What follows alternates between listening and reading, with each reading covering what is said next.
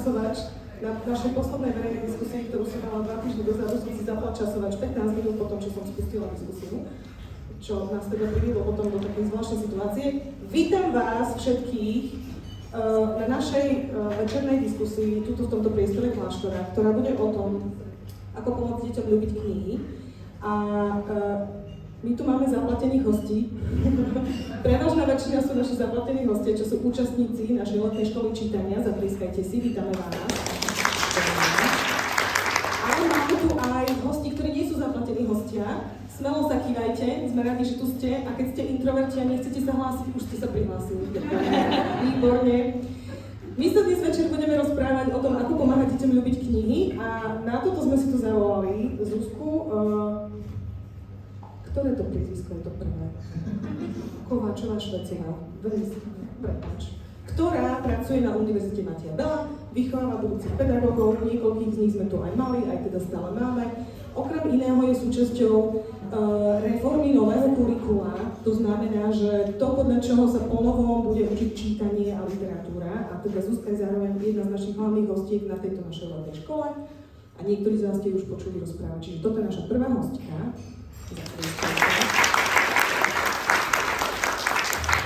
A ty si aj mama, však. Povieš viac? Mám 3 dcery. Väčšinou hovorím iba o tej najmladšej, lebo to je teda to, čo je najčerstvejšie, tá má 9. A 2 staršie majú 25 a 24. 25, 24 a 9. Potľapkáme sa po ramene. Výborne. Máme druhého hostia, ktorým je Tomáš Ulej. Zaprieskajte, prosím.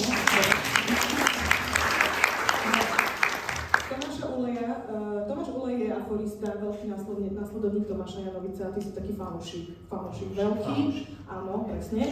Ak ste dnes hore videli triednu knižnicu pre 9. C, bola tam jeho knižočka zbierka aforizmov Život, myslím, že aj s podpisom tvojim. Povedal mi pred chvíľkou, že ako správny egocentrický autor som si ho hneď všimol. Ale Tomáš teda fakt nie je egocentrický autor a Tomáš má za sebou kadejaké rozličné veci, okrem iného digitalizáciu Slovenského literárneho fondu, že ešte dávno smelo sa chyť slova. Máš to zapnuté? Nechcel som nič povedať, len som si tak, že poviem dobrý večer. A okrem iného v tejto jeho najsúčasnejšej pozícii, v ktorej my sa poznáme, robil chvíľku vedúceho developerov pre Martinus, ale čo je o mnoho podstatnejšie, to ani sám nevie, to bola pravda, že? Ale čo je o mnoho dôležitejšie, je, že Tomáš je teraz vedúckom niečoho, čo my nazývame experimentálny tím a skúšajú kadejaké zaujímavé veci. Jedna z ich posledných výmyselností je jedna vec, za ktorú dokonca získali nedávno aj cenu inovácií na Slovensku. A to je, že keď si na stránke na e-shope Martinusu nájdete nejaký produkt, tak sa vám tam ukáže, ktoré slovenské knižnice ho majú. Čiže neposielajú ľudí knižky kupovať, ale ich posielajú do knižníc. O takomto niečo, takýto typ práce, tuto Tomáš robí. Čiže to je náš druhý host. No a teda Tomáš je tiež otec. Ahoj Joni, môžeš sa tu ukázať. To je Joni, koľko máš rokov? 4,5. A vedľa Joniho sedí Regina, lebo keď je niekto aforista, musí sa oženiť s niekým, kto sa volá Regina. Alebo Malvína, alebo ešte povedz. Nie, iba s tou jednou. My sa teda, ešte dovolíte seba predstavím, ako som sa nepredstavila na poslednej verejnej diskusii. Moje meno je Vicky Marcinová a teda som tu za občianske združenie Krajina čitateľov, ktoré sa snaží dospelým, nielen rodičom, pomáhať, aby pomáhali deťom ľúbiť knihy, najčastejšie učiteľom, ale aj teda rodičom a tak ďalej. A táto letná škola, ktorú teraz organizujeme s pomocou kláštora, je tiež naše spoločné dielo. Všetci si zatlískajme.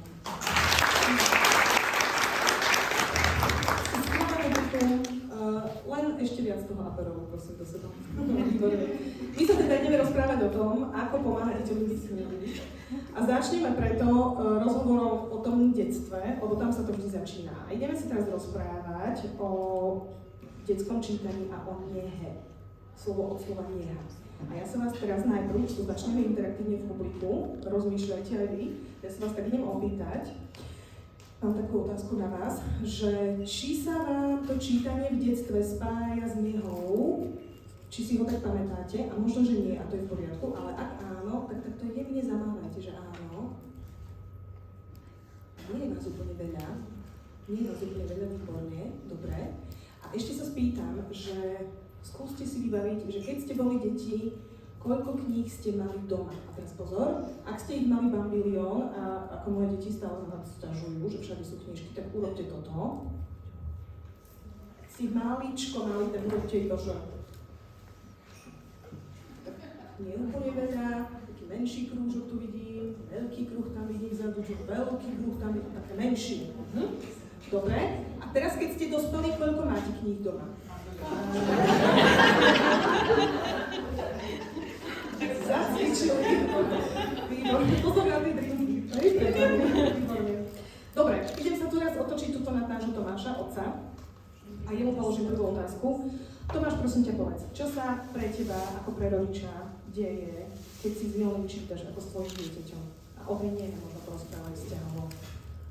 No to by Jonky mal povedať, ale no pre mňa je to vlastne asi jedna z najobľúbenejších aktivít spoločných, lebo cez to prenikáme do tých spoločných svetov, že podľa mňa pre dospelých je veľmi ťažké sa napojiť na tie svoje deti, ale tá kniha, tak to je to komunikačné, to, o čom sa potom môžeme rozprávať, keď sme v električke, ja neviem, o protipráške doktora Proktora, Jonáško sa nás pýta, čo si myslíš, tatino, že bude ďalej? A čo si myslíš, že sa udeje? A to je tá platforma, ktorou on vlastne chce hlavne komunikovať vlastne.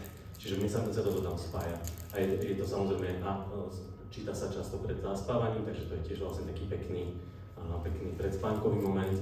A teda ja musím povedať, že mňa veľmi nebavili tie úplne knihy pre úplne malé deti, že Almačička, neviem čo. A teraz už sme prišli do veku, kedy mňa tie knihy bavia, pretože ja ako dieťa teda musím povedať, že úžasní rodičia ma vychovali, ale teda oni neboli čitatelé. Čiže oni nejaké knižky nám domov dali a boli to ako taká Božena Nemcová a podobné veci. A ja vlastne som až vďaka inak vlastne učiteľom slovenčiny vlastne začal viac čítať.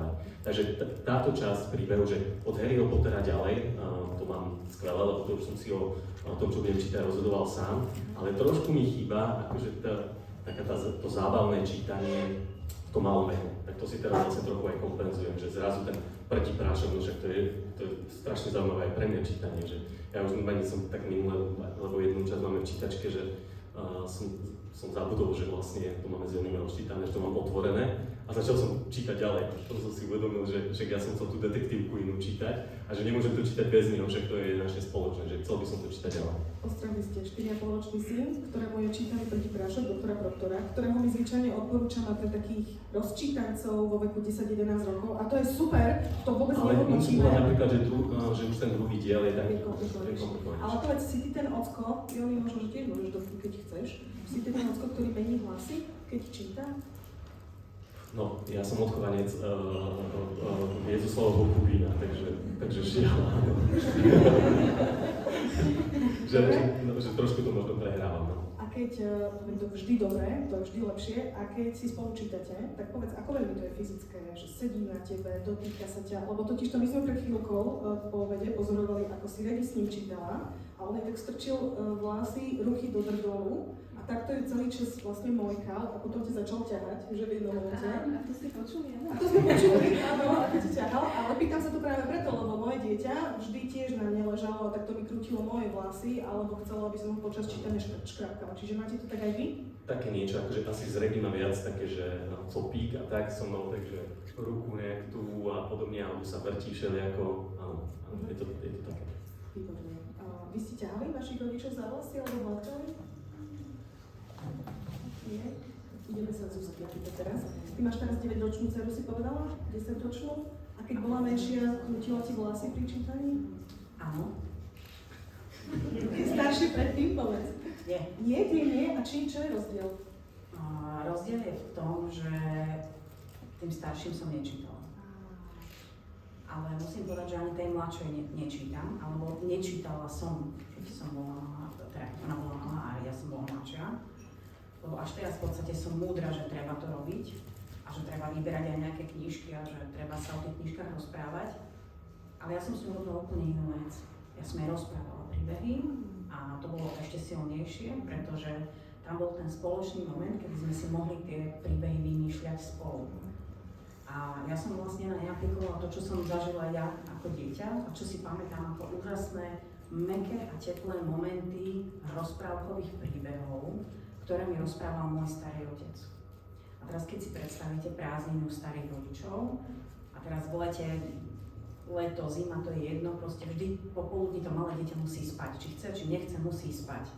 No a keď protestuje, no čo spravíte? Dieťa mu rozpráva. Čiže mňa stará mama dala, ja som to brala, že za trest, kým som nepochopila, že to sú úžasné momenty, nagalovec do kuchynky k starému otcovi, ktorý v podstate tam sedel alebo ležal, to bolo jedno. Nemohla som sa pohnúť. Ja ťa musím zastaviť slovo gavalec, tu zaznelo na diváni, ale takéto slovo, kedy ste naposledy počuli, a takisto tu zaznelo pred chvíľkou mäkké a teplé momenty. Títo literárne nadaní ľudia, môžeš pokračovať. No a starý otec mi každý boží deň rozprával prenádherné príbehy o medveďoch, ktoré napadli ľudí a požrali ich, o Lakti Bradovi, ktorý jedol kašu z brucha a nikdy sa ho nepodarilo nejakým spôsobom spacifikovať, a o ďalších drakoch a potvorách, ktoré keď ste 3-ročné alebo 4-ročné dieťa, vnímate úplne inak ako dospelí. Ja som to fascinovane počúvala, vnímala, proste ten svet bol pre mňa úplne úžasný. A ak si pamätáte, u starých rodičov vždy na tom gavalci neboli paplóny, tam bola deka. A tá deka bola mäkká, bola teplá. Čiže ten pocit toho príjemného, mäkkého, teplého je veľmi dôležitý vo vnímaní toho, čo sa v tých príbehoch odohráva a dokáže vám to veľa odbúrať aj z tých strachov a z tých stresov, ktoré tam sú. My vieme, že keď si teda čítame s malým dieťaťom, tak teda ty si to úplne opísala o tej deke, hovoríš, že o tom niečom mäkkom a hrejivom a rozprávkovom a strašne sa bojíš, ale vlastne sa nebojíš, lebo ty si vlastne v bezpečí pri tom starom otcovi, alebo tata mení ten hlas a ty si to veľmi užívaš, lebo tata sa ti venuje.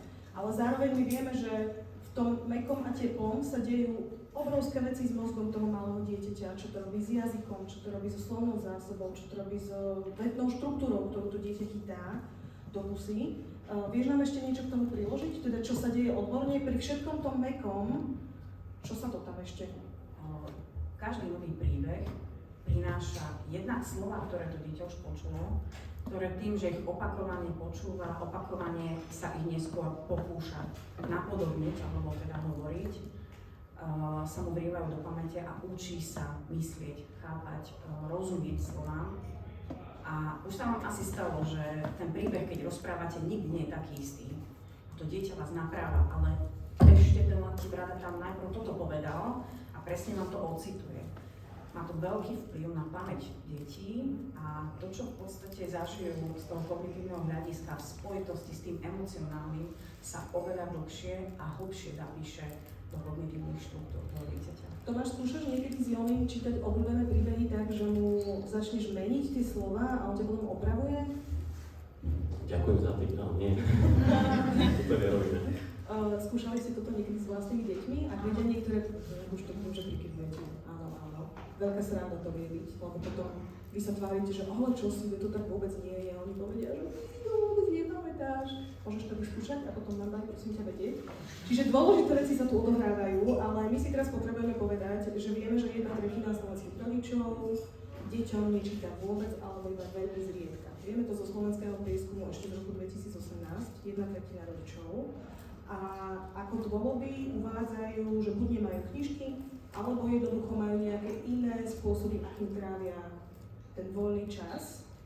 A to potom znamená, že ak toto všetko robí to krásne, mäkké, teplé čítanie, tak potom do tej školy nám teda prichádza 1/3 detí, ktorá toto nezažila. A my už teraz teda vieme, že oni sú vývinovo, jazykovo o hodne pozadu. A vás je tu veľmi veľa učiteľiek.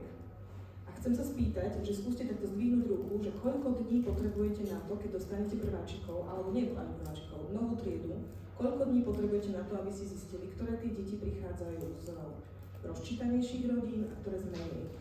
Podľa mňa prsty jednej ruky vám budú stačiť na to. 3, 2, 3, 5, a nemám okuliare do diaľky navyše. Výborne, Milica, ukáž, to bolo jeden? To bol jeden. Čiže očividne toto, čo na jednej strane je iba takéto rodičovanie, nežné a láskavé, alebo občas strašne unavené, ja si to tiež pamätám, keď už som nemala kapacitu na to, aby sa ma ktorékoľvek z mojich detí dotýkalo a už vôbec žiadne nekrútilo vlasy. Čiže nie vždy nežné, občas taká, že cez zuby, sa vlastne premenie na niečo, čo vy ako učitelia viete v priebehu jedného dňa vlastne rozoznať. A teda niektoré deti prichádzajú do tej školy s tým, že majú narátaných v tej banke tisícky hodín na tom gamalci, si povedala, na tom diváni. A potom prichádzajú deti, ktoré to ale tak nemajú. Tak sa poďme rozprávať o tom, že čo sa potom stane, keď to dieťa príde do tej školy. A teraz sa idem najprv opýtať Zuzky. Že ty si to tak krásne opísala, tú dejku a všetky tieto veci. A teda, čo sa deje, keď príde dieťa do prvého ročníka a pokračuje čítaním, alebo začína samostatným čítaním? Ako to vyzerá? No ešte by sme mali povedať o jednej veľmi dôležitej veci. Ešte tam máme materskú školu, v prostredí ktorej sa občas viac, občas menej tie rozdiely trošičku stierajú. Záleží to ale aj od toho, ako v materskej škole sú nastavení na to, že deťom čítajú pred spaním. Či to robia len tak, že im pustia tú rozprávku a nie je tam ten osobný kontakt učiteľky, ktorá prispôsobuje tempo rozprávania alebo čítania, alebo mení prípadne hlas. Čiže aj toto vie veľmi dobre pomôcť. Ale dieťa, ktoré prichádza do prvého ročníka a teda zažilo toto všetko, celý ten cyklus od toho narodenia až po vstup do školy v tej podobe, že bolo permanentne stimulované, tak má oveľa väčšiu slovnú zásobu. Používa také slova, ktoré bežne možno nepoužíva tá bežná populácia detí. Čiže tam môže veľmi rýchlo prísť k tomu, že oni sa budú medzi sebou rozprávať a nebudú si rozumieť. Môže sa stať, že sa nebudú mať o čom rozprávať, lebo budú mať pocit, možno ako keby bolo niektoré z inej dimenzie, lebo to hovorí v inej reči. To je napríklad aj skúsenosť mojej vlastnej dcery. Ona si veľmi ťažko hľadala hneď v tom prvom ročníku niekoho, s kým by sa mohla, povieme to tak, že družiť, kamošiť, lebo ona rozprávala bežne ako dieťa, nikdy nepoužívala len nôžka, pacička, neviem čo. My sme hneď tie prvé slova, ktoré boli, to bolo chodidlo, to bola končatina. A teraz, keď si predstavíte, že vám príde dieťa do prvého ročníka, ktoré takýmto spôsobom rozpráva, tak je to asi trošku ťažšie. Môj syn sa vždy vracal zo školy, že prečo mu nerozumejú, keď im pri hraní povie, že ale ja na toto nemám kapacitu. Nerozumieš? A bývalý kolega lingvista, ktorému sa narodili dve deti, tak prvá nadávka, ktorá sa medzi tými deťmi používala, bola morféna. Čiže 2-3-ročné dcery si nadávali do morfénu. Bez toho nevedeli vysvetliť to, morféna jedna.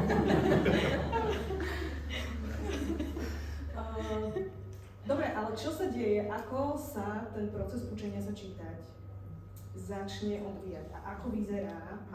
Ako vyzerá to formálne učenie sa čítať, kde už teda nie je tá deka? V prvom rade si treba povedať, že aj zmena prostredia. My sme tu sami inovatívni učiteľ, že poďme sa skôr rozprávať o tom, čo poznáme ako taký ten štandard slovenskej školy, ktorý vieme, že potrebujeme meniť.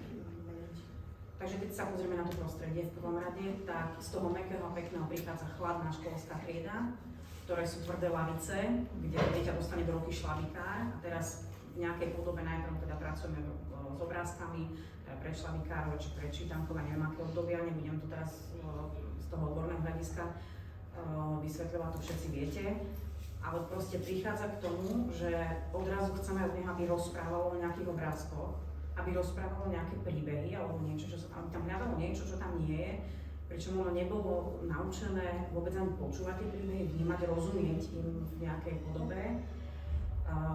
Preto napríklad je veľmi dobré a je veľmi veľa takých učiteľiek, a tu ste mnohé medzi vami sú veľmi šikovné a aktívne, ktoré napríklad sa veľa rozprávajú s tými deťmi, rozprávajú im príbehy, čítajú im, lebo aj to je veľmi dôležité v tom období, ktoré je to prechodné predtým, ako deti napríklad začínajú už sami technicky sa orientovať na to čítanie z hľadiska identifikácie jednotlivých písmen a dekodovania nejakého textu.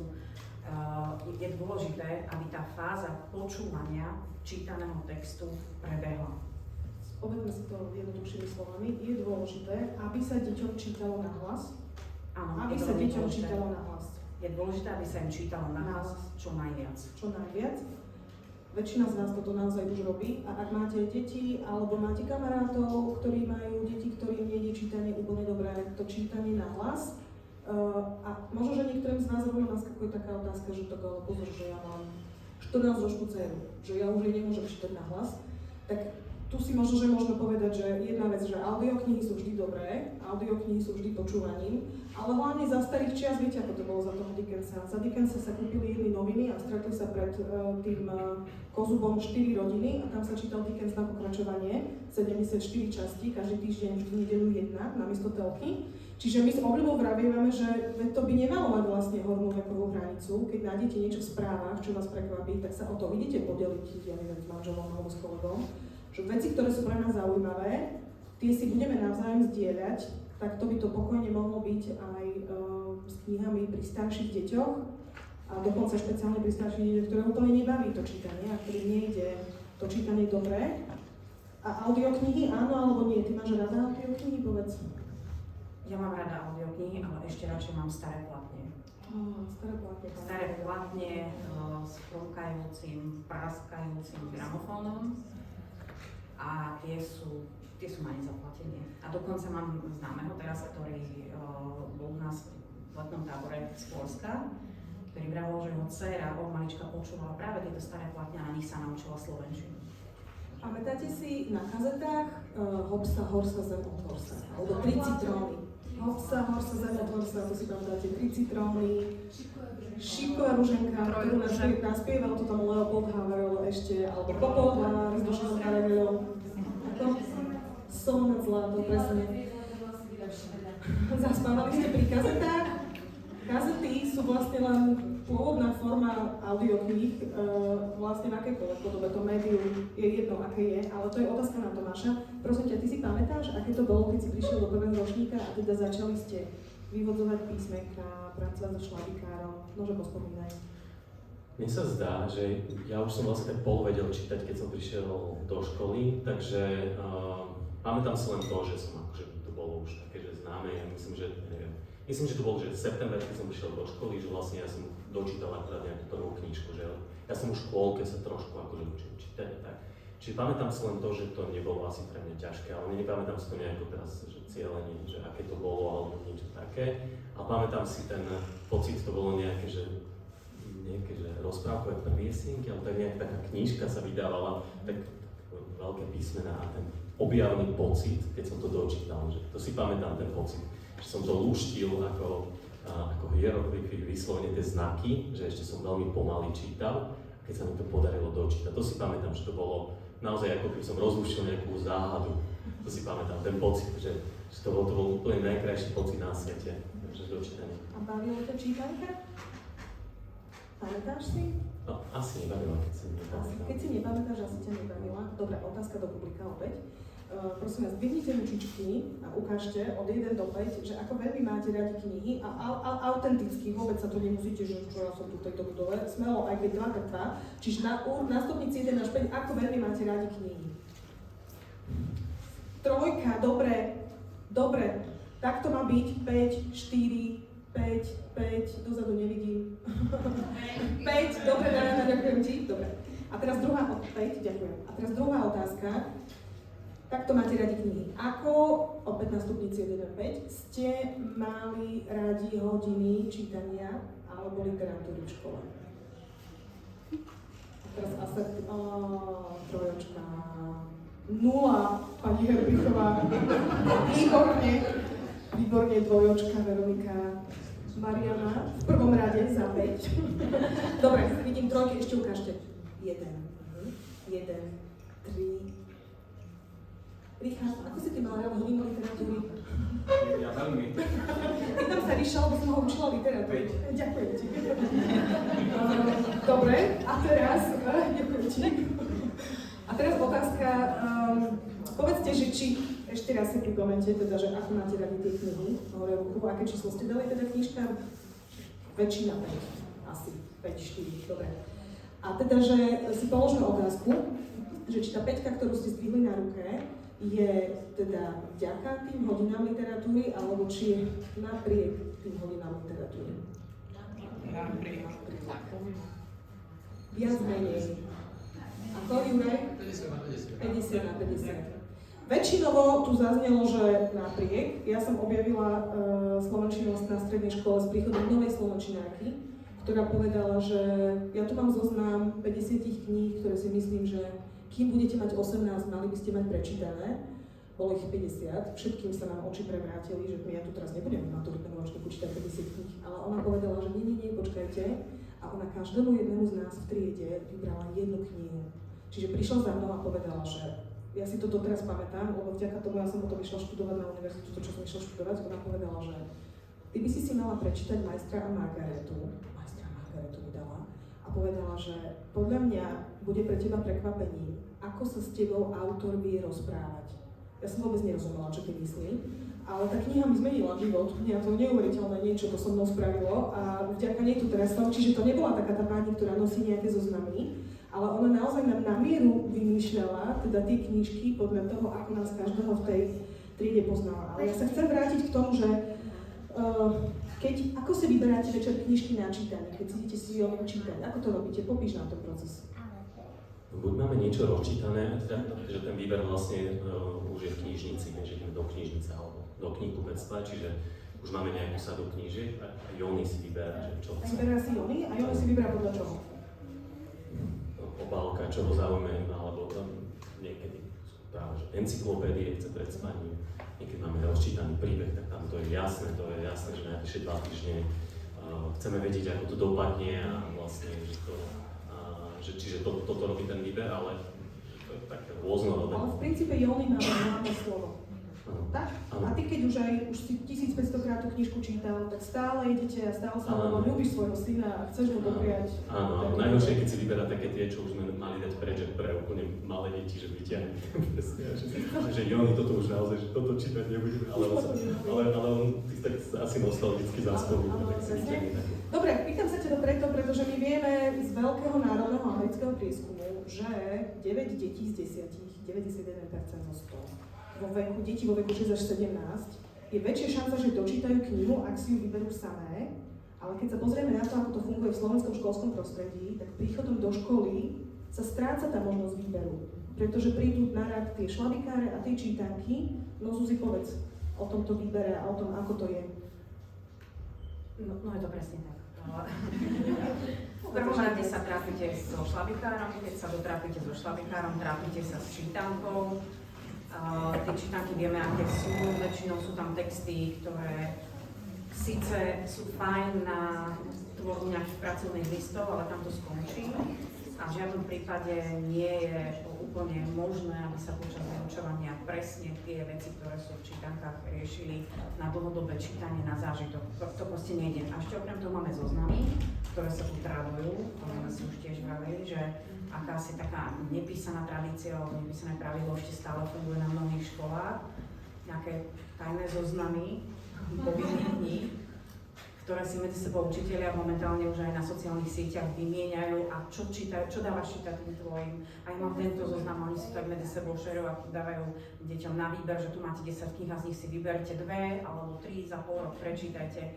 A nie je to o tom, že by to dieťa slobodne si vybralo, lebo má len daný zoznam. Čiže máme šlabikár a potom neskôr čítanku, v tom šlabikári a neskôr v čítanke sú ale funkčné texty, to nie sú texty, ktoré nás majú potešiť alebo meká. To sú texty, ktoré sú tam na to, aby sme zopakovali písmená, zautomatizovali to prepojenie medzi znakom a medzi zvukom a tak ďalej. A potom neskôr si povedala, prichádzajú tie zoznamy, kedy sú tie knižky vyberané najčastejšie podľa toho, že toto je nejaký kultúrny základ, toto by asi dieťa malo poznať. Áno, kultúrna tradícia, lebo sme to čítali aj my a čítali to aj naše staré mamy, alebo proste skrátka, je to nejaká tradične dobrá kniha, ktorú teda si musia prečítať aj naše deti a je jedno, že je napísaná takým jazykom, ktorému oni už nerozumejú, ním vôbec nehovoria, ale je v tom zozname aj potrebné si to prečítať. A to je strašne silný prvok a toto si možno aj vy pamätáte z vašich vlastných základných škôl, keď sa čítala Trojrúža. Moja dcera dostala Trojrúžu čítať a nie od teba, pani učiteľka. Sa zamyslela. To je triedna, bývalá triedna mojej dcery.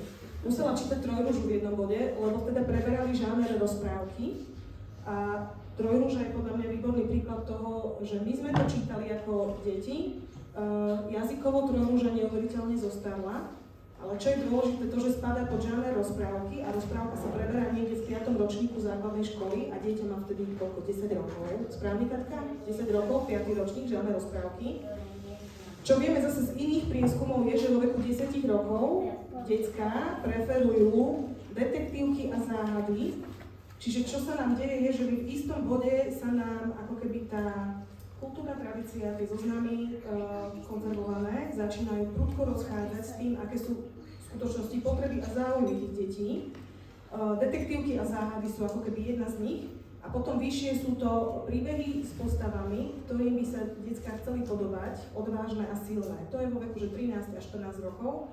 A to je ten náš starý dobrý vtip o čítanke pre 8-akov, kde máme Margitu Figuly a 3 gaštanové kone, ktoré, ja teraz musím povedať, patrí to medzi moje najľúbenejšie knihy, lebo naša slovenčina, keď sme boli siedmaci, my sme si túto knižku čítali, ja som sedela, lebo ja som bola inak tá, čo vedela tiež čítať, keď som prišla do školy, a mňa nosili k šiestakom. Ja som ešte z tej éry, keď sa čítalo na čas.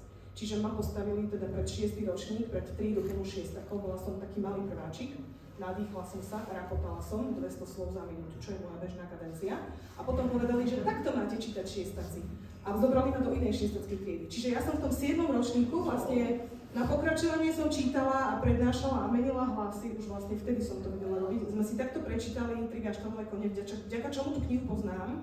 To nič nemení na tom, že momentálne ju majú v osnaci zaradenú v čítanke pod témou Mladí ľudia a ich svet.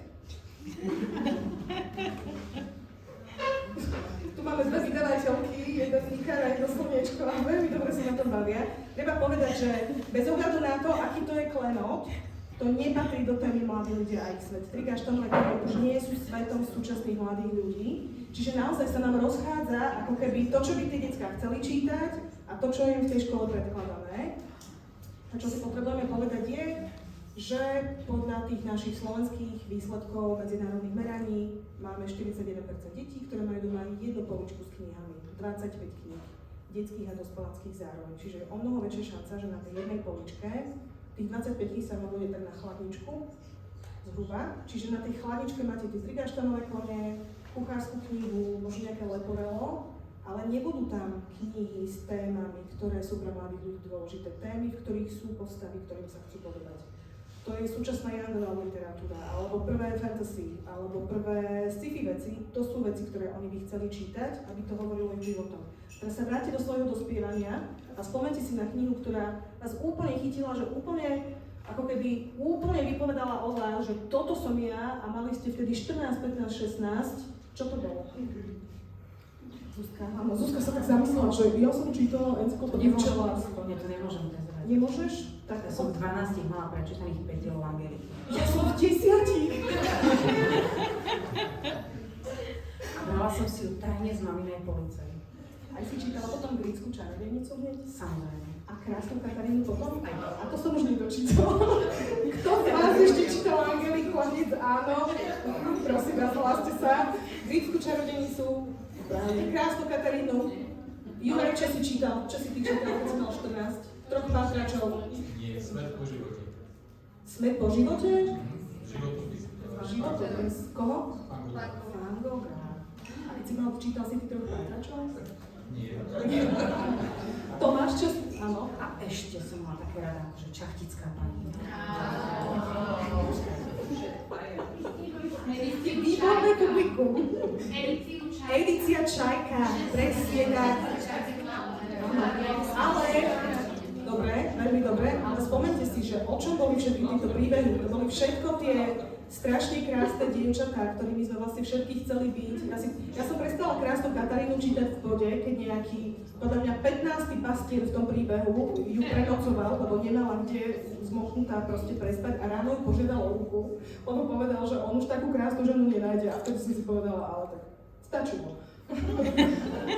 Ale v princípe áno, je to práve to isté, že hľadáme postavy, ktorými by sme chceli byť, čiže presne aj tá Klára Jarunková a Stužka vo vlasoch a všetky tieto veci, to bolo presne ono, definícia dospievania. Bože, pamätáte si na jedinú? Áno.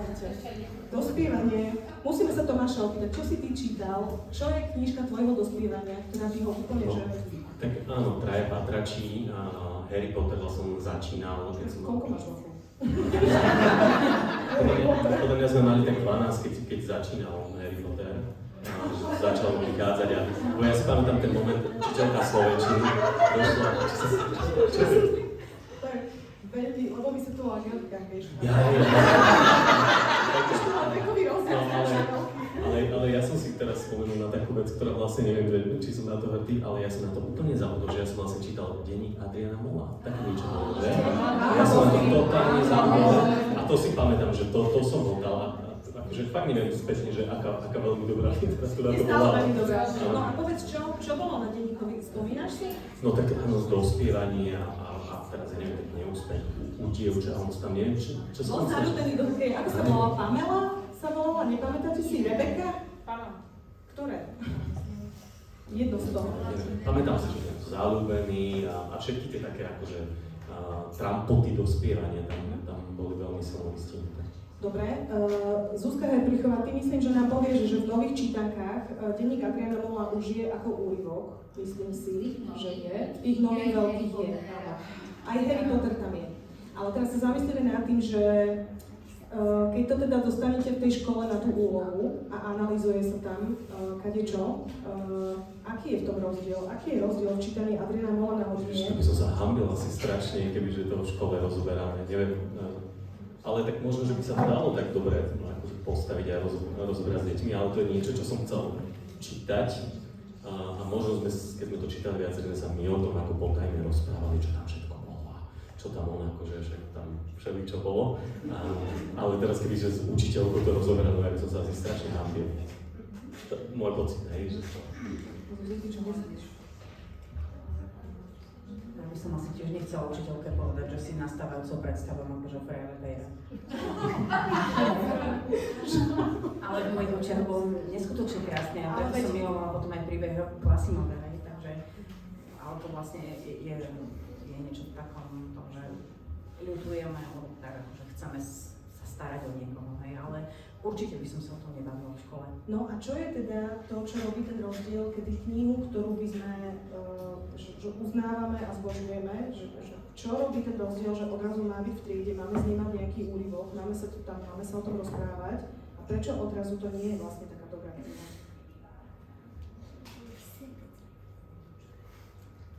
Povedz, neviem. Neviem ani ja, je to tým, že odrazu je to na domácu, že odrazu je to úryvok vytrhnutý z kontextu, že za tým nasleduje séria otázok typu, čo iné autor ešte napísal. Možno, ale keď si to teraz, že dobre, sa odprostím od toho Adriana Mola a čemu Harry Potterovi, tak už zrazu, že podľa mňa ten učiteľ, keby sa dobre naladil na tú vlnu, tak nemám s tým problém, pretože ja som mal práve učiteľku slovenčiny, ktorá bola veľmi pokroková a vlastne ona môže za to, že ja a knihy sme kamaráti a ona dokázala to nás vyvolať. Ona proste nám priniesla toho Harryho Pottera. Bola, počujte, toto je úžasné, začala nám čítať úryvok o tých schodoch, to si pamätám doteraz, ako sa hýbali tie schody, aby sme sedeli a počúvali. Úplne sme boli z toho nadšení. A potom vlastne, keď sme to už aj my čítali, tak ona normálne 1 hodinu venovala Harry Potterovi. A sme sa o ňom rozprávali a vykrikovali sme a hovorili, a kto je aký, a boli sme úplne nadšení. Máme si z toho písomky? Nie, pamätám si, že keď začala čítať Antigónu, tak sme dostali písomku s nejakou jednou otázkou, že v čom sa obesila a tak zistila, že aké farby. A tak, to si pamätám, ale nie, toto určite nie. My sa iba rozprávali. Ja asi možno tak nejak sama, lebo ja sama na to nemám odpoveď. Zuzi, máš odpoveď? Chyť sa. Ja by som ešte doplnila, že tam z môjho pohľadu veľkým problémom sú práve tie otázky, ktoré sú za textom. Pretože ja keby som si prečítala akýkoľvek dobrý text alebo úryvok tej čítanky, ja by som nechcela, aby sa ma učiteľka pýtala práve tie otázky, ktoré sú tam. Tam sa málo kedy vyskytne otázka, ktorá súvisí nejako s tým, čo ja cítim, čo tam vidím, čo tam možno vnímam v tom texte, ale pýtajú sa ma otázky, ktoré sledujú cieľene moju 1., 2., 3., 4. úroveň porozumenia textu. Ja to teda nechcem po prečítaní hovoriť. Takže možno aj tam bude niekde. Asi práve k tomu sledujem, že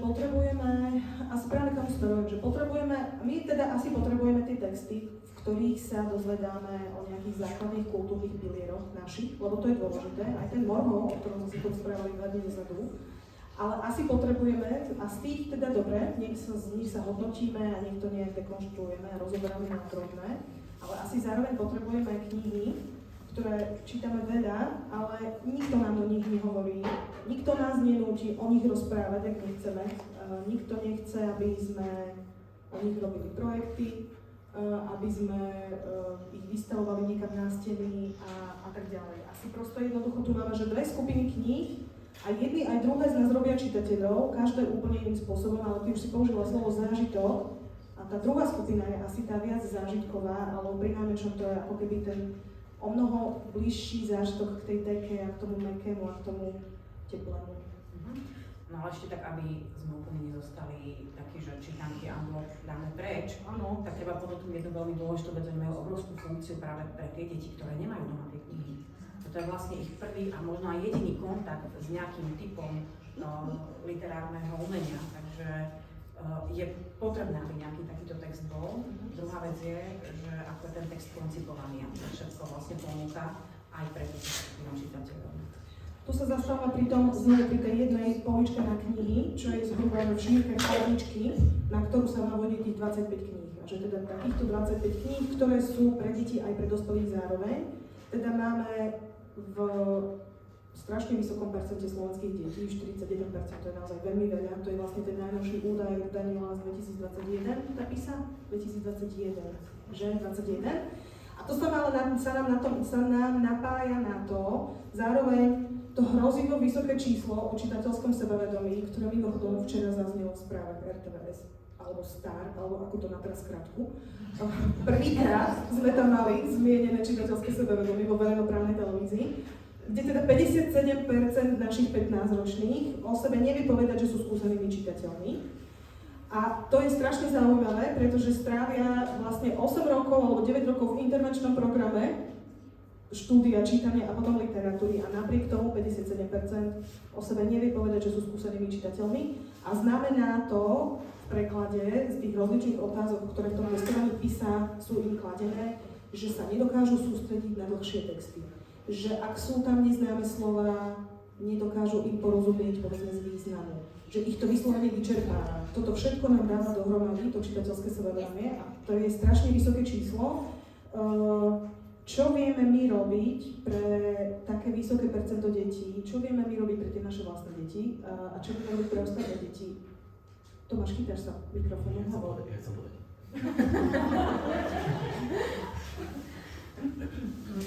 No čítať.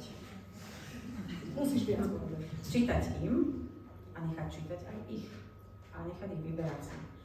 Ono, to sebavedomie veľmi úzko súvisí nielen s tým, že ako sa pozerajú na vlastné schopnosti a zručnosti čítať, ale to je veľmi široká kategória, patrí tam napríklad aj to, že ako si vyberajú knihy. Či sa vedia vôbec orientovať v tom, kde, koho, ako sa pýtať na knihy, aké knihy si vyberať, aké existujú. Niekedy sa stane, že možno aj tušia, alebo niekto pošepkal, že toto je dobrá kniha, ale nesiahnu po nej, lebo si myslia, že to nie je niečo pre nich, pokiaľ to neskúsia a nezistia, že aha, tak toto bola skvelá skúsenosť a je to niečo pre mňa, je to fajn. Čiže treba to brať aj ako také mety alebo nejaké možno prekážky, v úvodzovkách samozrejme prekážky, ktoré aj tým, že skúšajú, že čítajú, že teda sa snažia ich nejakým spôsobom prekonávať, nadobúdajú to sebavedomie. Ja taký osobný príbeh tu mám, že moje dieťa teda, starší syn, prichádzal do školy, do 1. ročníka ako tvoj Jonáš. To bolo dieťa, ktoré strašne veľa kníh sme mali prečítaných, veľké, hrubé knižky, ktoré čítali piataci a nastúpil do 1. ročníka s veľmi silným čitateľským sebaobrazom. Ja som ten, ktorý číta knihy a v decembri nenávidel hodiny čítania. Úplne na ne zanevrel. A toto je možno, že možno aj vaša osobná skúsenosť, alebo nejakého dieťaťa vo vašej rodine. A ja som to absolútne nevedela, kto si prikyvuje. Ja som to vôbec nevedela odkodovať, že čo sa to stalo. A tak sme začali pracovať na práci s učiteľmi. Pretože som potom zistila, že to vlastne bolo naozaj veľmi silne hodnotiace hodiny čítania.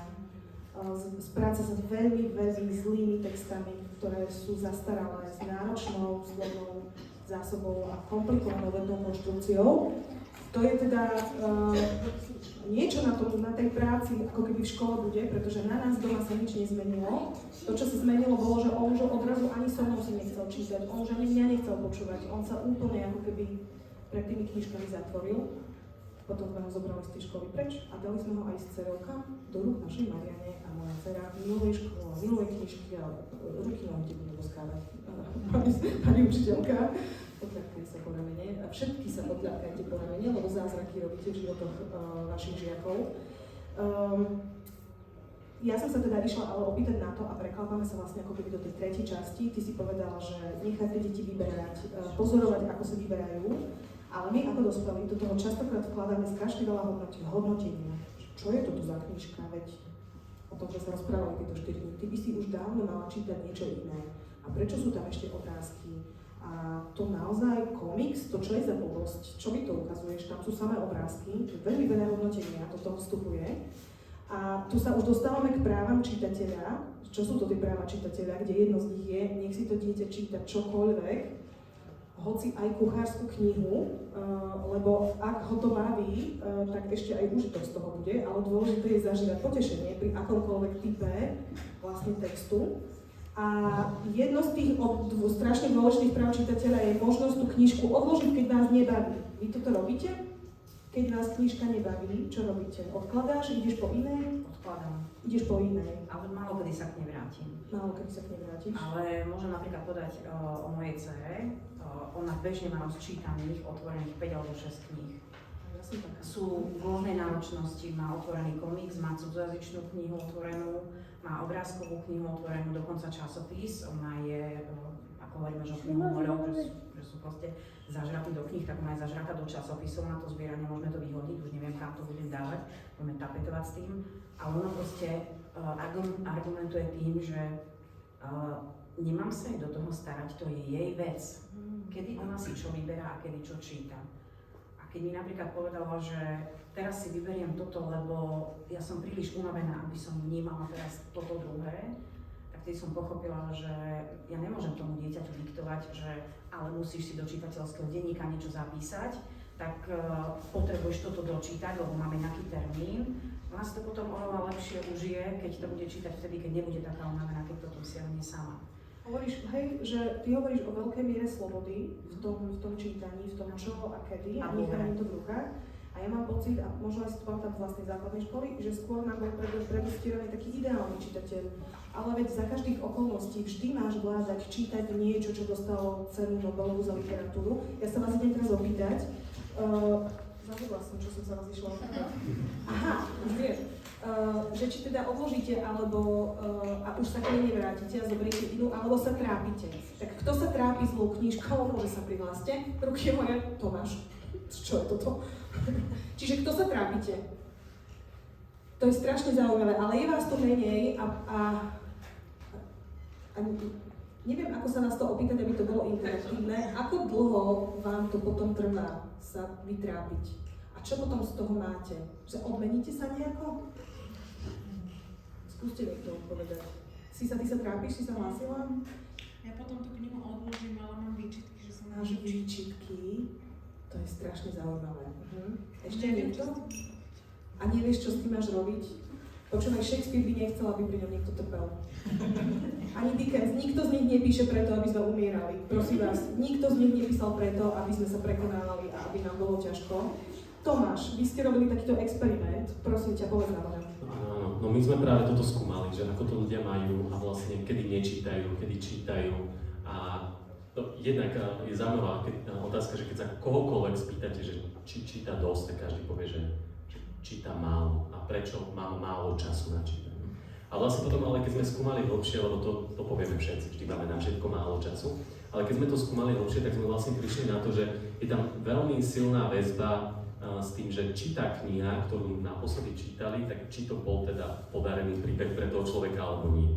Pretože tie čitateľské krízy, obdobia, kedy nečítam, tak vždy začínajú knihou, ktorú som si teda vybral, začal som ju čítať a teraz som sa začal trápiť. A a ľudia sa naozaj delia na dve skupiny. Sú tí, ktorí okamžite to identifikujú, zahodia tú knihu a vyberú si inú a pokračujú ďalej a tí potom tie krízy veľmi nemávajú. Alebo tí, ktorí naozaj potrebujú mať ten pocit, ja to dočítam, vedia, ja som ten človek, ktorý veci dokončuje. Takéto motívy sme tam veľmi často u tých ľudí videli. Každá kniha si zaslúži byť dočítaná a podobne. Takéto motívy tam ľudia majú. Počujete sa v tom? Tí, ktorí ste, počujete sa v tom? Aj tak Tých dôvodov tam bolo veľa, ja teraz nemám pred sebou úplne tie presné čísla, ale čo tam bolo veľmi zaujímavé je, že tí ľudia potom žiaľ častejšie aj končia v tých krízach, že prestanú na pár mesiacov čítať, pretože vždy, keď už by opäť si chceli užiť to čítanie, tak zase len sa vrátia k tej knihe, ktorá im žiaľ nesadla teraz do tohto priestoru, takže zase len prestanú a zase to skúsia a zase prestanú. A my sme vlastne aj zistili, že keď si ľudia kúpia nejakú knihu, tak buď ju dočítajú rýchlo a naozaj sa to udeje, že udeje sa to v prvých pár dňoch a prvých pár týždňoch, alebo nám už píšu aj po 5 mesiacoch, že tú knihu ešte stále vlastne neprečítali. Že buď sa prečíta hneď, alebo už je potom veľmi malá šanca, že sa dočíta neskôr. A možno sa dočíta v nejakých prípadoch, ale jednoducho už tá šanca na dočítanie veľmi rapidne klesá. Vy všetci, ktorí ste tu pred chvíľkou dvíhali ruky, najbližšiu knihu, ktorá vás takto začne trápiť, tak to teda vyskúšajte po novom. Vyskúšajte to po novom, počuli ste, že to môže spúšťať častejšie čitateľské krízy. Dovolte si to, jedno z práv čitateľa je môcť čítať čokoľvek. Dokonca je tam jedno z práv nedočítať knižku do konca. Máte právo ju nedočítať. A Daniela hneď prvý deň našej letnej školy vravala o tom, že niektorí z vás, keď ste študovali slovenčinu, ja som študovala estetiku a dejiny divadla, a my sme mali v rámci jedného semestra, dvojsemestrálka, Svetové divadlo, dejiny Svetového divadla, mali sme cez 120 divadelných hier prečítať. Ja som bola zablokovaná na 3 roky potom na čítanie, pretože to bola jedna vynútená kniha za druhou, ktoré už samé o sebe. Ja vám chcem povedať, že ja mám na to jednu pomôcku mentálnu, tak ja som veľmi chaotický človek, takže ja pokojne zabudnem, že to som čítala a zrazu uvidím inú knihu a rozbehnem sa za tou knihou a zabudnem, čo som nedočítal. Ale ja si sám sebe dovolujem dokonca ešte viac ako nedočítať knihu. Ja si dovolujem tváriť sa, že som ju dočítal. Lebo v skutočnosti mi tá kniha už veľa dala, takže môžem, keď sa ma niekto pýta, a toto si prečítal? V knižnici mám veľa množstvo kníh. Samozrejme. Mám aspoň pár strán prečítaných, aby som dokázal povedať, o čom tá kniha je, keď ma niekto skúšal. Pretože, ale akože filozofická otázka, z podstaty tá kniha mi dala všetko, čo mi mohla dať. Viac už mi nedá. Takže dočítal som. Túto knihu som dočítal. Ak ste ten typ, ktorý potrebuje mať odškrtávané veci vo svojom živote, tak to je ten moment, povedzte si, tu tá kniha pre mňa skončila. Prosím, skočte do sveta a šírte túto pravdu o knihách, ktoré vám už nemajú viac čo dať, aj keď je to po 3. kapitole. Tu dajme rýchly potlesk k tejto myšlienke. My sa potrebujeme oslobodiť a my častokrát v tej západnej školy to máme, že musí byť toto dočítané, lebo vidia, odovzdám ten čitateľský denník a bude za to niekedy jednotka, niekedy takéto V, akože videla, neviem, či si pamätáte, ešte, áno, presne. A že to musí byť, lenže, no presne, ak ste to dieťa, ktoré má doma tú chladničku s tými knižkami a vy sa musíte dočítať tie 3 gaštalové kone, to nás nebude volať ku knihám. My potrebujeme tie knihy objavovať a Tomáš ale ide hneď teraz porozprávať ešte o inom experimente, lebo to hľadanie kníh je strašne zapeklitá vec. Určite každý z vás toto pozná, že keď vôjdete do knihkupectva a chcete len tak, alebo do knižnice, a chcete len tak si niečo vypožičať, a mnohí z vás to tu spomínali, že ja ani nejdem dovnútra knižnice, ja idem rovno k novinkám. Alebo že ja idem k tomu pultíku, kde sú knižky, ktoré práve niekto vrátil, ani neviem prečo. Najčastejšie preto, lebo sa vám zúžil výber, lebo nejdete medzi tých 20 000 zväzkov, ktoré v tej knižnici sú. A toto je niečo, čo je strašne dôležité, lebo my tu veľa rozprávame o triednych knižniciach. No a teda chalani robili, tu ti podávam kliker, taký experiment o tom, že kedy sa nám ľahšie vyberajú knižky, ak vôjdete do priestoru plného kníh. Ja neviem, čo bude nasledovať, ale teda budem to komentovať, ale teda my sme veľmi chceli, mám málo času, takže skúsim to povedať veľmi, veľmi rýchlo, ale my sme chceli veľmi dobre preskúmať a oveľa lepšie vedieť, čo sa deje v ľudskom mozgu, keď si vyberá knihu. A my sme sa teda spojili s takou jednou firmou, ktorá takéto všelijaké sci-fi technológie má. A to sú vlastne mali sme teda niekoľko desiatok ľudí, ktorým sme dali takéto divné vesty, na oči také divné okuliare, na hlavu také divné elektrody, vyzeralo to strašne smiešne, ale teda tie technológie nám umožňovali, okrem toho, že vedieť, kam sa presne dívajú, keď teda v tom knihkupectve, tak aj, či sa im náhodou trochu nezvyšil plán, alebo sú nahnevaní, ale jednoducho vedeli rozpoznávať tvárové emócie a čo sa deje v ich mozgu. Hej. Takže tento princíp nám umožnil veľmi detailne sledovať, čo sa v ľuďoch deje, keď sa stretnú s knihami. A vy ste im dali dve zadania. Jedno zadanie bolo nájsť jednu konkrétnu knihu s konkrétnym menom a autorom. A druhá bola nájsť nejakú knihu pre kamaráta, ktorú mu venujete na narodeniny. Čiže jedna kniha bola konkrétna knižka, druhá kniha bola niečo, čo vás zaujíma. Áno, áno. No a my teda, aby sme, tak najskôr sme ich aj nechali sa potúľať na knihkupectve a tam sme veľa vecí získali, ale aby sme teda ešte lepšie to spoznali, tak sme si vyrobili také veľmi laboratórne podmienky a u nás v kancelárii sme si vytvorili takú mikromalú verziu vlastne jednej sekcie vlastne nášho knihkupectva a urobili sme 3 verzie. Jedna je bežná žánrová polica v knihkupectve, ktorá vyzerá takto. Čiže vidíte množstvo chrbtov kníh, je to vlastne zoradené podľa písmenok, občas je tam ako nápoveda, teda meno nejakého autora, hore je napísané, že svetová beletria, toto na tej fotke veľmi nevidieť, ale je to teda, občas je otočená nejaká kniha, ale v princípe pozeráme sa hlavne na chrbty kníh. No a potom sme teda našich skvelých knihkupcov poprosili, aby to urobili inak a lepšie a vlastne tam aj pootáčali niektoré knihy, potom je tam aj kôpka kníh nejakých ako výstavka, potom je tam vlastne nejakého autora a niekde sú aj vlastne nejaké odporúčania, že toto knihkupec odporúča, tak? A zároveň naklonená spodná polička. No a potom ešte sme mali teda tretiu takú šialenú verziu, kde sme teda pootáčali oveľa viac kníh, ešte vlastne sme pripísali aj nejaké recenzie, taká veľmi šialená verzia, kde sme sa snažili napchať ešte viac ako taký všelijaký zábavný prvok. No a teda ľudí sme teda postavili pred otázku, že teda majú nájsť konkrétnu knihu a pomôcť vybrať nejakému priateľovu knihu, myslím, že to bolo. No a tu sú hitmapy, že kde sa vlastne ľudia, kto nepozná teplotná mapa, čiže kde sa ľudia akoby najviac pozerali. Ja to len preklikám a ja len poviem tú pointu. Keď ľudia si vyberajú konkrétnu knihu, tak áno, je výborné mať to podľa abecedy a nájsť toho autora, ale ako náhle sa dostaneme do sveta, kde človek nevie, čo presne hľadá, tak to najhoršie, čo môže mať, je pozeranie na tie chrbty kníh. Keď by ste niekoho niekedy sledovali v knižnici alebo v knihkupectve, keď príde pred takú policu s tými chrbtami kníh, tak čo sa stane? Najskôr vidíte, že sa tak dohľadí ten človek a teraz sa snaží čítať a teraz jeho mozog pracuje s miliardou tých symbolov a je to šialené. Potom ju vyberie tú knihu, konečne uvidí tú obálku a potom už nevie, kam dať naspäť. Ale pre človeka, ktorý si len vyberá knihu, je tá obálka. My sme to videli vo všetkých tých našich výskumoch, že ako náhle sa niekde zjavila obálka knihy, bola ako magnet. A bolo úplne jedno, či to len náhodne náš knihkubec otočil nejakú knihu, ktorá vlastne ani sme ju nechceli nejako promovať.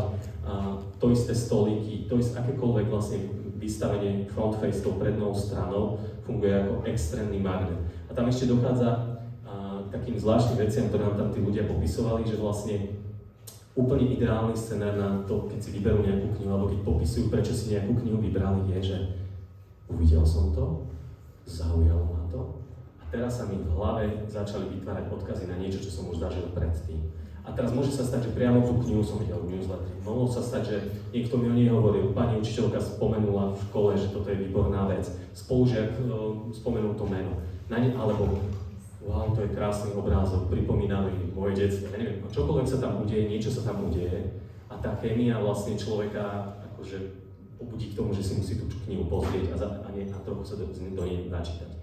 Ale ten proces je dôležitý, že tam vždy musí byť ten obrázok vidne. A ja mám krásnu skúsenosť s Jonáškom, my sme začali chodiť u nás v Bratislave Dráči do knižnice a ja milujem tú knižnicu a naozaj nechcem o nej hovoriť škaredo ani nič, ale teda ona funguje tým starým spôsobom, že áno, Takže ja sa tak robím žarty, že no poď Jonáško, ideme si prečítať rozprávky na písmeno P. Hej, lebo je to podľa abecedy a pre Jonáška tá abeceda veľmi nejde, takže ja len tak náhodne vyberám knihy, pozerám obálky a vlastne neviem veľmi sa zorientovať a samozrejme, ako náhle on uvidí obálku, tak to je koniec, všetko odchádza a obálka vyhrá. Takže ono to znie ako taká banálna pravda, ale my sme vlastne z toho celého pochopili, že aha, tak vlastne veľmi záleží na tom ukazovať tie obálky a veľmi záleží na tom, aké obálky budeme ukazovať, pretože bez ohľadu na čokoľvek vlastne tá obálka vždy vyhrá. No a teda samozrejme by sme videli, že pri týchto extrémne husto naoplavených policiách, tak ľudia boli nervóznejší, dlhšie im trvalo si nájsť nejakú knihu, ktorú by si oni chceli prečítať. No, čiže videli sme, že vlastne najlepšie fungovala tá výstavka číslo 2, ktorá nebola preplácaná, ale tá dokázala vzbudiť akoby najväčšiu pozornosť ľudí a vlastne aj najrýchlejšie si dokázali sami sebe nájsť niečo. To je ale úžasná vec, lebo väčšina z vás to má v triedách triedne knižnice a tie sú primárne nástrojom v podstate práve pre deti, ktoré majú doma tú jednu policu na tej jednej hornej, na vrchu tej chladničky. To sú práve tie deti, ktoré vlastne nevedia, čo by ich zaujalo, lebo sa neorientujú dobre v knihách. A tých vašich 20 kníh otočených obálkou von je vlastne presne ten magnet, ktorý ich pritiahne. Ak tých 20 kníh otočíte bokom, je to zase len jedna chladničková polička vlastne.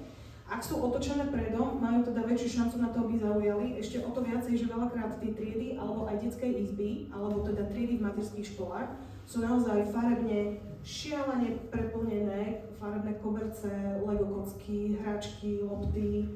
V triedách sú to kadejaké vaše plagáty a pomôcky, čo. A veľakrát tie obálky tých triednych knižníc tú triedu veľmi dokážu ako keby upokojiť a zacentrovať. Čiže to by ale znamenalo, že aj domov, keď chcem zobrať novú knihu a chcem, aby si ju to dieťa všimlo, tak obálkou dopredu na nejaké viditeľné miesto. Áno, chápem, že je to priestorovo veľmi náročné otáčať knihy pred tak, ale treba ich možno obieňať alebo nájsť viac priestoru, ale to funguje výborne. No.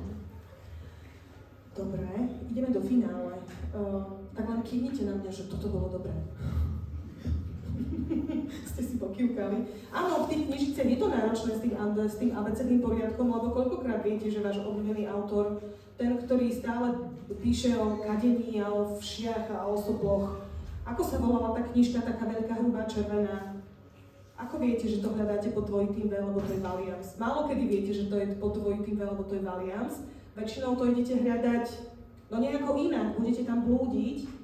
Ak ste odvážny čitateľ, skúsený, je šanca, že sa opýtate. Ak v knižnici nie ste úplne doma, alebo ak v knihkupectve nie ste doma, nenájdete na to úplne odvahu. A to je potom o mnoho ťažšie. Dobre, ja vám idem dať poslednú otázku. Čo teda ešte vieme robiť pre tie decká, aby sme im pomáhali? Slobodný výber, povedali sme, nehodnotenie, nechávanie ako keby toho čitateľstva v ich rukách, ale zároveň ponúkanie veľkého spektra kníh. Pripomínanie, že knihu nemusia dočítať, čiže naozaj všetky možné práva čitateľa. Čo vám ešte napadá, a to bude naše záverečné požehnanie tuto pre našich účastníkov. Povedzte. Jedna taká veľmi dôležitá vec, oni musia vidieť, že aj ja som čitateľ. Srdíčko ti dávam. Ako učiteľ, lebo ja im môžem povedať, poradiť, ale budú to brať mentorsky, že teda dobre, kľúčka povedala. Ale keď budú vidieť, že ja do tej triedy prídem s knihou pod pazuchou, tak to bude prirodzené, že sa budú zaujímať o to, že čo tam mám. Aj keď ju neotvorím celú vyučovaciu hodinu, ale len tam bude na stole niekde a potom s ňou zase odídem a na druhýkrát zase prídem a potom zase odídem, tak už sa zdvihne nejaká ruka, nejaký vrták proste, že na čo to tam ani neviem čítať, alebo čo vlastne, alebo zdieľať s nimi aj svoje vlastné čitateľské zážitky a skúsenosti. A s tým začínať možno aj rámne kruhy alebo nejaké ďalšie časti vyučovacích hodín, aby som sa vôbec nebala napríklad aj používať čítanie odborných alebo prírodovedných predmetov alebo ďalších. Nie je to len otázka slovenského jazyka, to si treba uvedomiť. Je potrebné, aby vlastne celá tá škola sa ukázala ako čítajúca komunita. Lebo ak my všetci učiteľia budeme na tej škole čítať a budeme ukazovať, že toto je tá cesta a že aj my sme na tej ceste. Nie sme len tí, ktorí hovoríme, že táďaľ to máte ísť a budeme sa na vás dívať a keď odídete, zamámame vám. Ale keď budeme spoločne tvoriť jednu čítajúcu komunitu, tak vtedy to myslím si, že bude mať úspech. Tomáš, a doma? Domáca čitateľská komunita? Ja teda chcem povedať, že necítim sa teraz veľmi podkutý v tom, že dávať rady, ale čo teda nám funguje, je, že nenútime. A napríklad teraz máme obdobie bicykla, lebo je proste leto, tak sa trochu menej číta.